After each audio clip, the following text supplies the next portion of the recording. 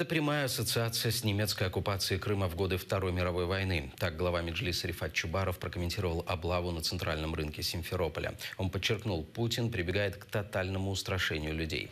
Сегодня ОМОН провел обыск и задержал 80 человек, среди них 2 женщины. Всех их отвезли в отделение оккупационной полиции. Больше половины уже отпустили. У всех взяли отпечатки и записали данные.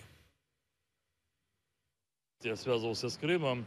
Мне сказали, что около 60 человек уже отпущены, но они все переписаны, записаны их данные, взяты отпечатки пальцев. У части из них взяли слюню на анализ ДНК.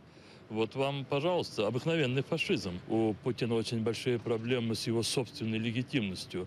86%, которые ему пишут всякие эксперты и исследовательские центры, эта цифра в любой момент может просто рухнуть, как в 1991 году рухнул Советский Союз. Путин готовится к насилию в России. В добровольно-принудительной форме вежливые люди откатали пальчики, хотя они не имели на это права, только по добровольно, да? Слюну взяли, фотографировали, заполнили бланк относительно моих данных и попросили расписаться под своими данными.